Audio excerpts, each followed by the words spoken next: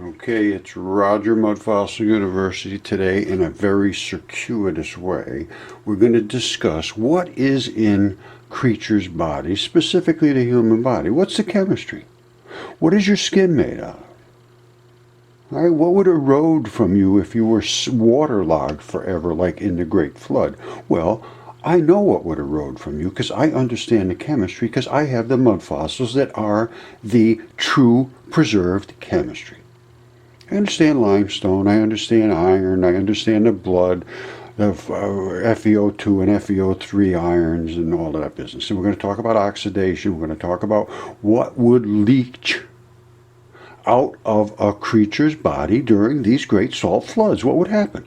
And I can tell you right now, bones will disintegrate and the flesh will preserve.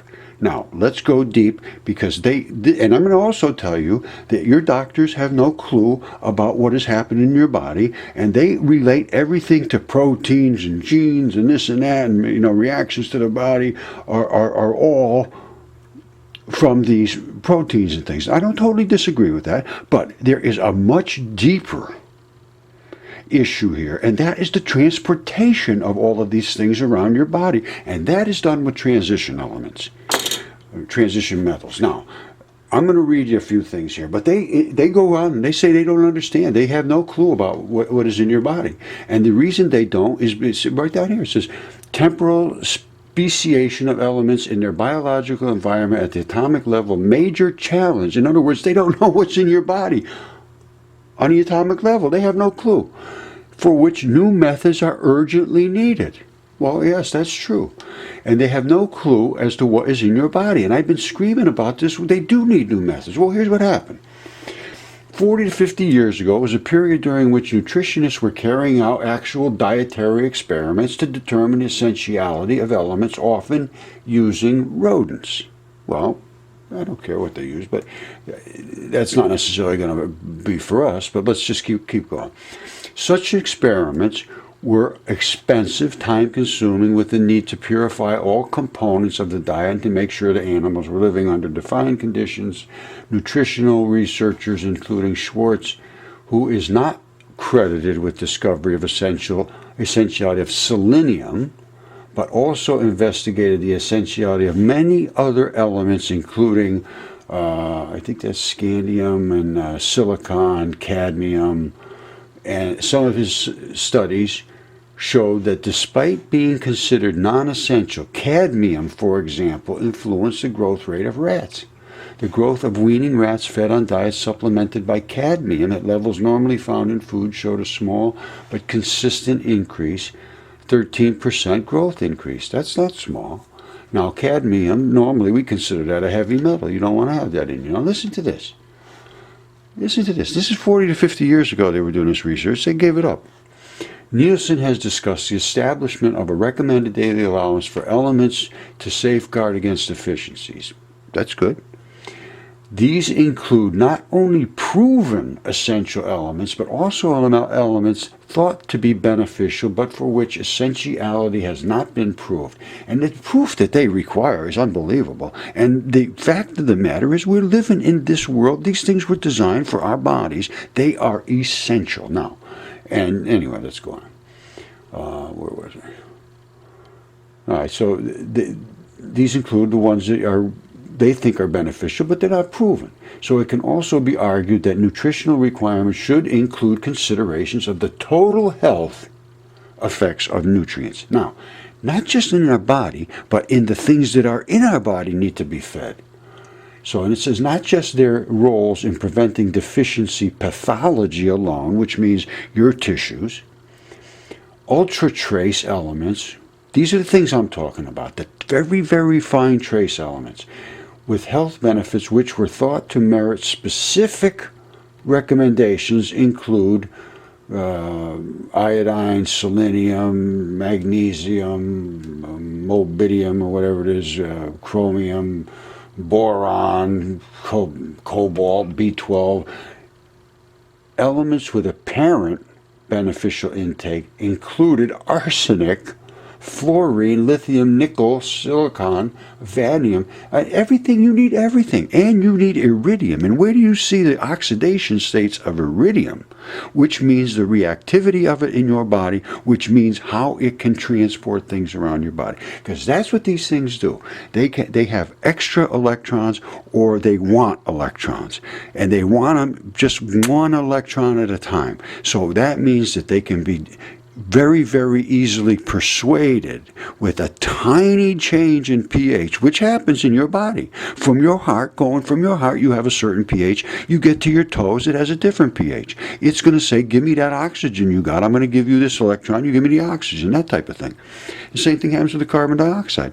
There's one that has affinity to take it, and there's one that has affinity to give it. And that's how it transfers, and it transfers in pH. And your specific normal pH is 7.4, 7.35, 7.45, 7.4 ideal. Up or down from that, just a tickle gives you that electron change, which delivers the food and the products to your body. Secondarily, you need enzymes which use these as catalysts. These are used as catalysts. Iridium is an enormous catalyst. And the reason I'm talking about iridium here is because that is the key to them saying there was no, the thing that killed the dinosaurs was 65 million years ago, because of iridium. Well, let me tell you something. I'm going to show you right now. That is nonsense. Nonsense. And I can prove it.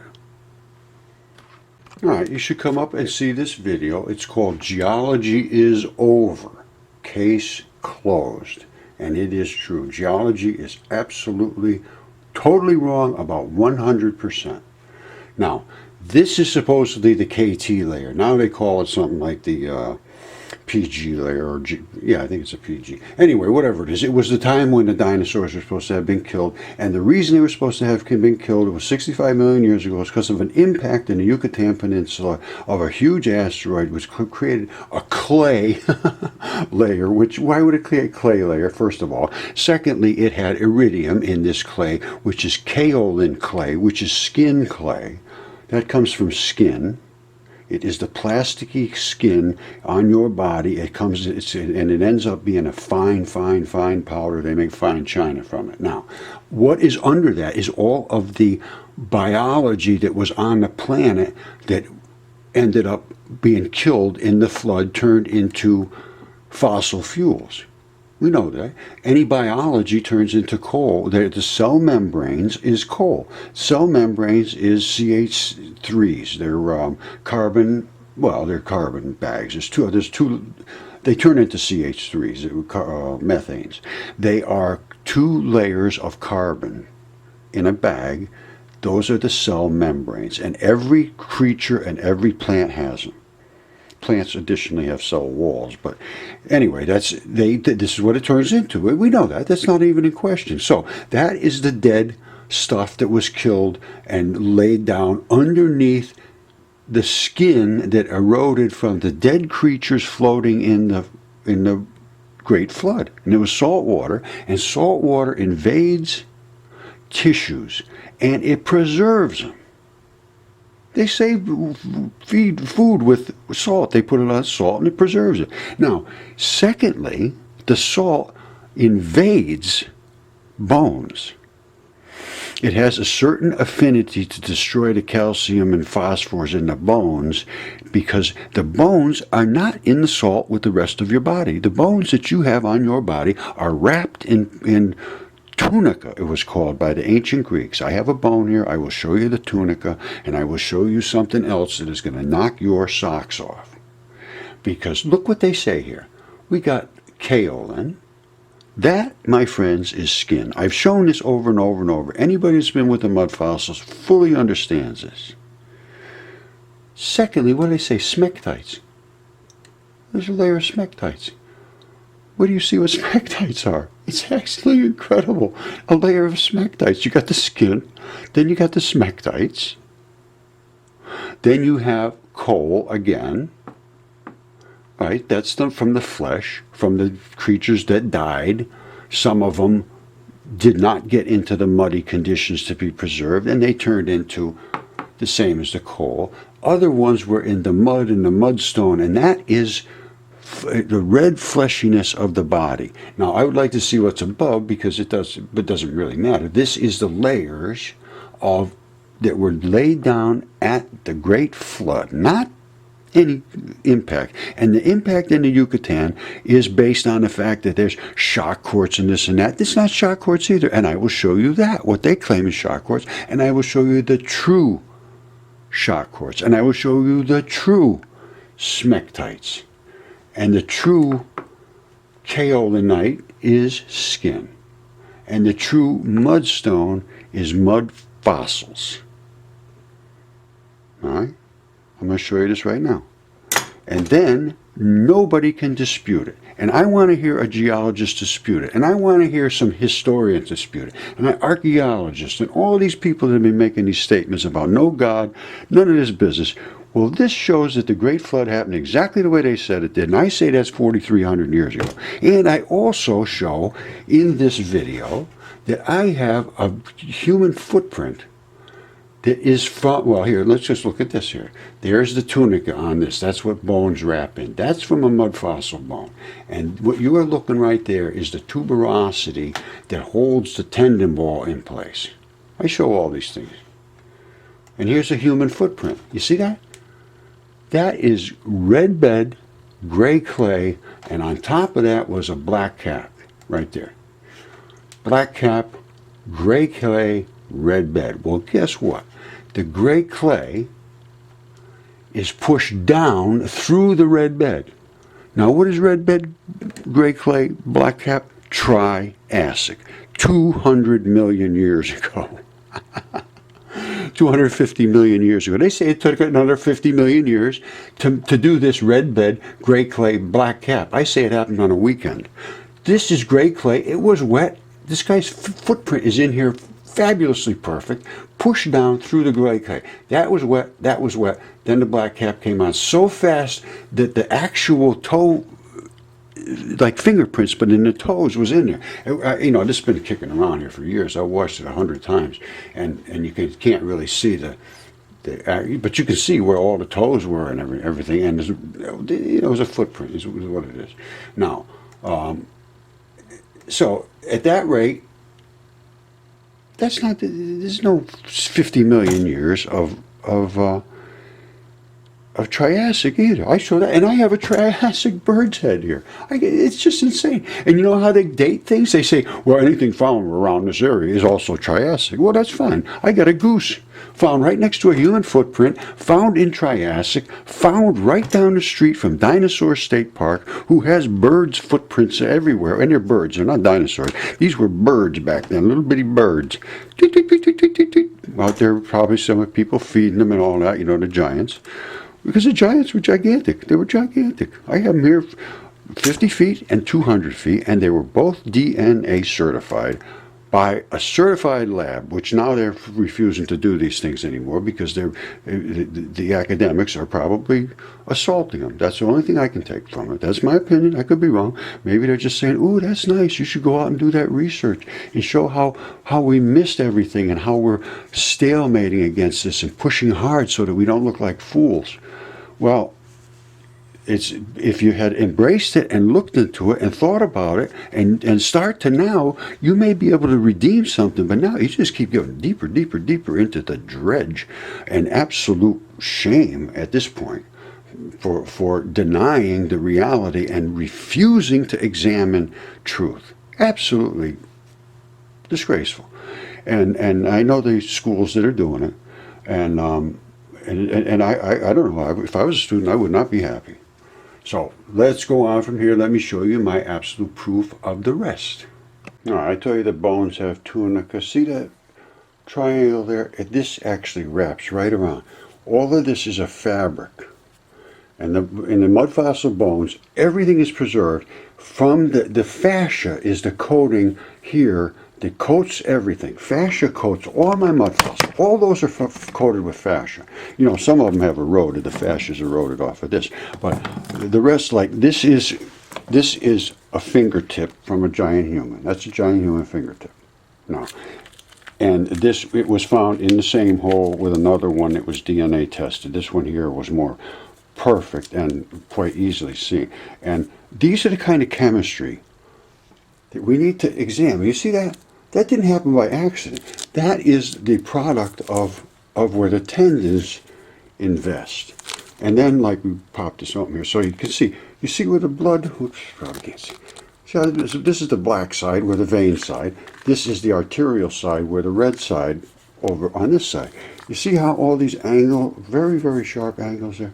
That's where the tendons locked in. They're like, they're flat on the edges, but they grab here. So you really got some action going on to move your extremities around. And I'll keep this together. Well, I'll put it back together later. Anyway, this was DNA tested, and this is a fingertip from that same hole. And this pattern is the pattern of a distal phalanges. It's called the carbon silhouette. And that's the vein side. This side does not blow out.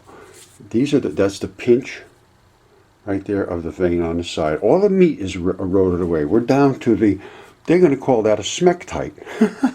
Wait till you see what I showed you. You remember I showed you in the KT layer they had smectites? Wait till you see what smectites are. And so here, and this is also pinched off here. The artery sides blow out. You see how it's red in there? There's the blood in there. That's the artery side. That's the artery. That's the artery. And that's the artery. And that's the artery side. Now, a coroner will understand that. They blow out because they're open. Veins are closed off. And I'm going to tell you something right now. You look in the anatomy books, they have it wrong. They don't even know the blood supply in fingers. They say that both arteries come up on the top and both veins come off on the bottom. That is totally wrong. Absolutely wrong. They say both arteries on the top, both veins come back on the bottom. Totally incorrect. One side is the vein, one side is the artery. The artery brings the blood in, blip, blip, blip, blip, blip, blip, blip, blip, comes over here, sucked back. And here's one. Where'd I have it? I can't find it right now. I have one around here somewhere. Oh, here it is right here. You see this one here is so eroded. It's the same thing as like this one, only now we're deeply eroded into it. There's the vein side, pinched off, all dried up. This side here has blown out and is filled up with mud now. Let me see, whoops. All right, but that was the same as this, as the other fingertips. You have to start to understand how to look at these things. And this is how the blood moves across them. All right, you see this? That was what the skin was. That was what the skin was. This back here is how the blood transfers across. You see that? That's where it comes down red, and it starts to move across. It turns brown. This will turn, as this dries, you'll see it'll be yellow and so forth. But it hydrates very, very well. But this was where it came down red. It started to move over brown and yellow and so forth, losing its oxygen to the needs of the tissues here. And then eventually it made its way over here, and by that time it was black and back up to the heart and lungs. I understand this stuff intimately. Now, shock quartz is what they would say this was. It is not shock quartz. That is a lung. You see those all those different colors? Those are different transition metals, which I was just talking about.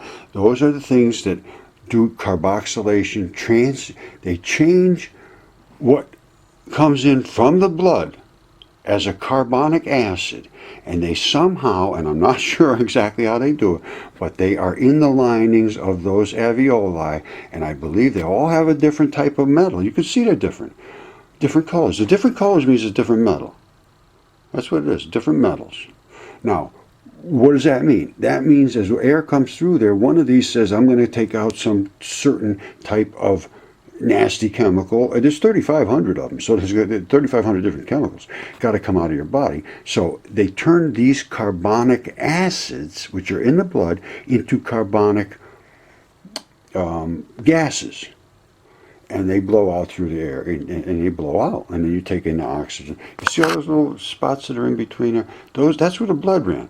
This one lost all of its structure. And other ones like this one here, this is a lung, and it lost all of its organic matter, just the opposite. It depends on what, it's called solvomorphism. Solvents, they come down here and they morph and change this to be, certain things will bond, certain things will eat away other things, salts and acids, and that's what they would do.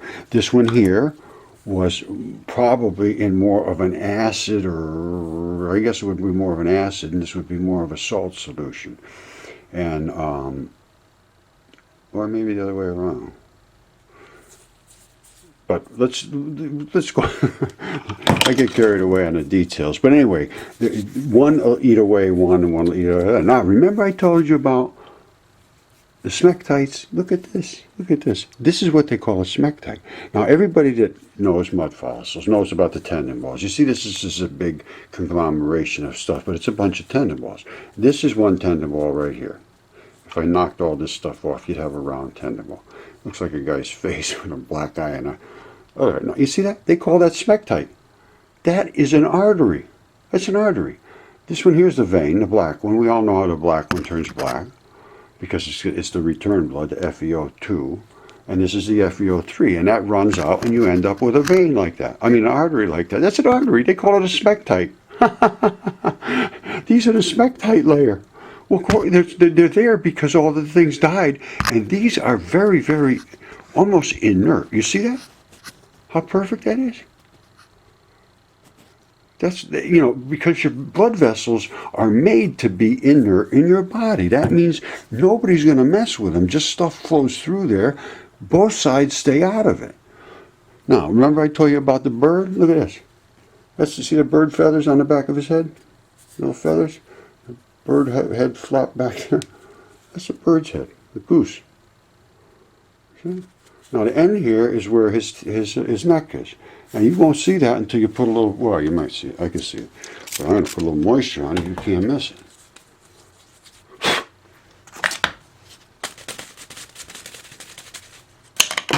See it? That's where his neck was. He died laying like this. Poor little bugger. His neck came down and it just went flat across. And then somebody, or whatever happened to the rest of his body, I don't know, it's not here, but there's his neck. We have so many creatures that they refuse to look at, absolutely refuse. It's not like, well, we looked at it and it's not what we think. No, we don't want to see it. Don't bring it here. You're scaring us. And the result is they missed everything that is of any consequence in your life. The Great Saltwater Flood was 4,300 years ago. They say it was 65 million years ago. They're wrong. I'm right. The KT boundary was that flood. There was no impact. They're wrong. I'm right. The iridium and kaolin are in skin. They're in skin. I'm wrong. I mean, I'm right. They're wrong. I was almost wrong. Worldwide bathtub ring is the KT layer. It's a worldwide bathtub ring, just like you're all floating around and dying.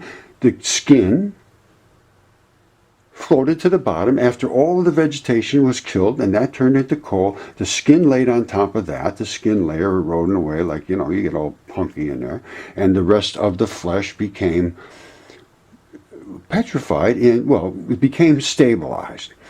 Then, as it dried out, the little creatures with all their little smectites, all their little blood vessels laid on a layer, and of course the iridium was in the body, and it's not just comes from outer space. It was in the bodies, and that had their layer there too, and the kaolini, and then you went up to the mud ring above that.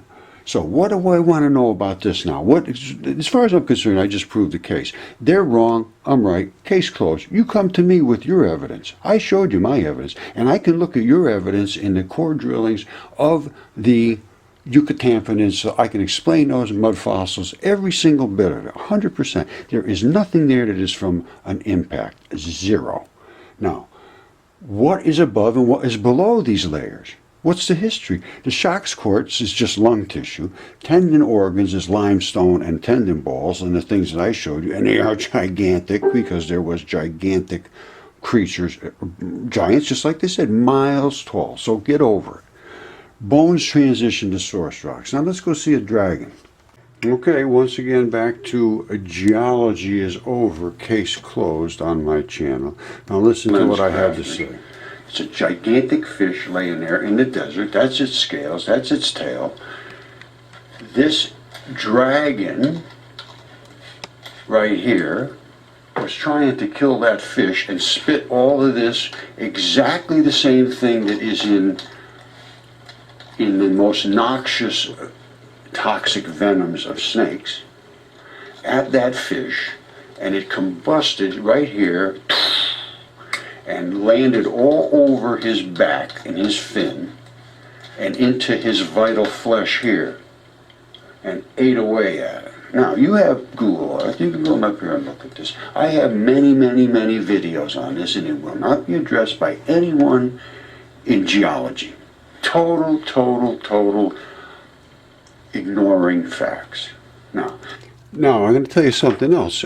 If you look, I didn't mention it in this video, but if you look right here in his throat, you're going to see there's red injectors and green injectors, and that is what mixed together, and that's what he spit out at it. You can actually see the actual injectors. That is a dragon. I'm going to show you the scales. You see this runoff right here? You talk to any coroner, and they'll tell you, oh yeah, it happens all the time. It is the effluent that runs away from dead, decaying bodies, in this case, a dead, decaying dragon. And here is his body, and here is his neck, and up here is his head, and he spit all that stuff out of his throat right over here. All right, let's come back out. All right, here he is, there's his head. Let's go down his throat. We saw where it spit it out. I could show you where it actually mixes those two chemicals together, and that is it right there. Red and green, they squirt together out here, and he would... Whoops, I forgot I did show it. Shooting that at that fish. And all of those are like little squirters. And that came right out of his throat, whoosh, all over here. I've done a lot of work on this, and I understand this extremely well. These little ridges here are the inside of his throat. It's not some kind of valleys and hills. These are dragon scales, and they are extremely thick and dense. And this dragon was protected unbelievably. I mean, look at the size of the dragon. This thing is almost 1,000 miles long. Oh, you're crazy. Well, good for you. You can think whatever you want. That's the flashy stuff you see on dragons in all the parades.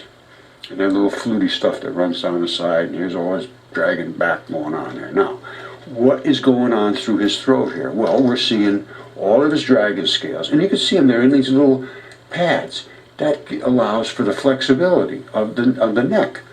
You come down here and look carefully, you'll fully understand this. But you have to look and think. You can't just say, oh, that's crazy. Well, it is crazy. I didn't say it wasn't crazy, but it's true. Now, what else happened? It says in the biblical text that there was a great and mighty sword that cut the throat of the dragon, and I don't know what else could cut that throat but a great and mighty sword. And it is cut, and it's slashed right across here, and that's where he bled out in the desert. And that black and red blood is the vein and the arterial blood. That is absolutely no question that is factual runoff from decomposition. Now, how big is this thing? It runs all the way down here. This is his back, and these are his legs. And all the way down here is his tail. And the same runoff is down here, and the same scales are down here. And it actually runs all the way out. There's like a... All right. So that is your smectites. These little fibers, they would call these Fosterites and things. Now, they're in there. This is a fingertip. Hold on, let me move it over here. We get some light.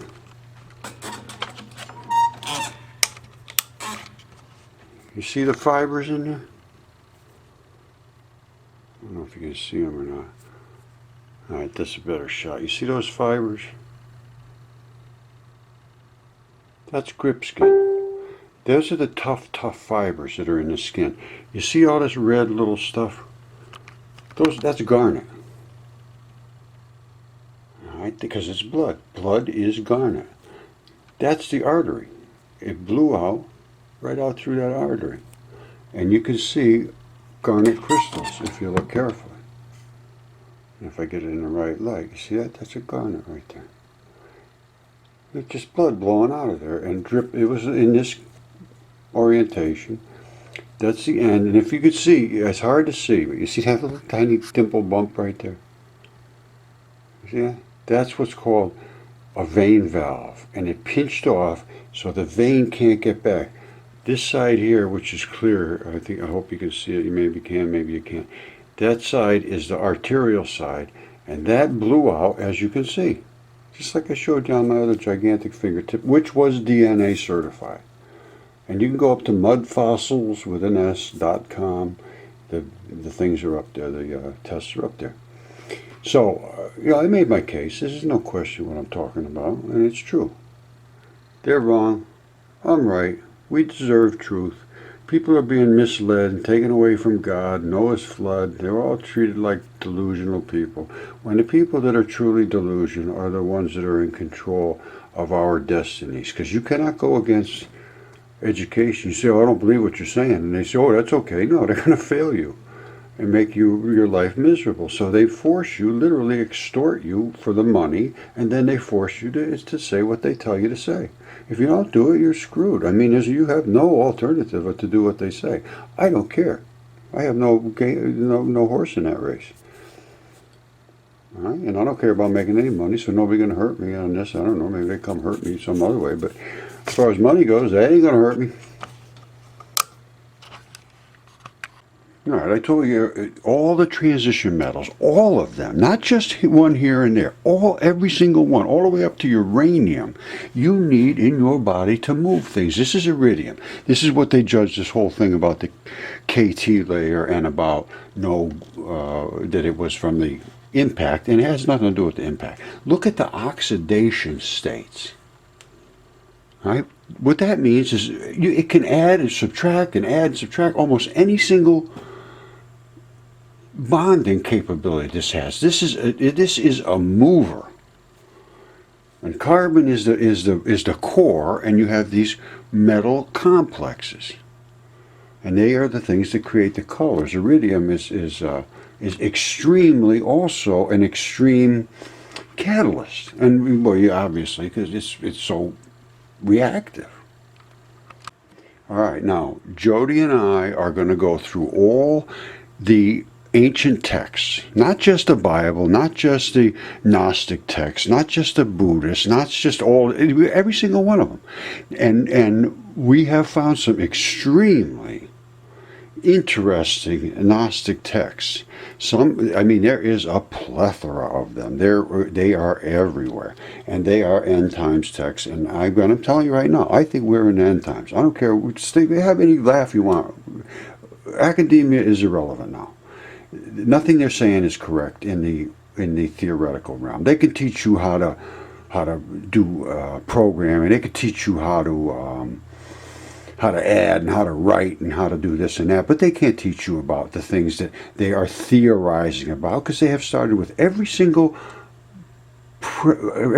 premise that they have endorsed is wrong, totally wrong, and I can prove they're wrong. I'm not guessing. I have the proof. We are correct. Don't let this happen. Stand up. And what I need you to do is thumb me up on this stuff, because we're not getting enough people.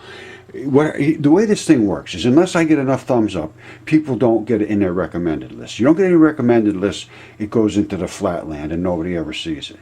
So we need to get this thing into the hands of the normal everyday person and have it come up in their recommended list. Talk to people. Don't back down. Do not back down. Do not back down. You have the winning hand. Do not let anybody intimidate you. Don't approach them with a feeling of like, oh, I can't think about this. You go up and you just say, hey, let me show you something, my friend. All right? That's the way you got to approach this. Don't let them intimidate you. I know how you feel. I've been there.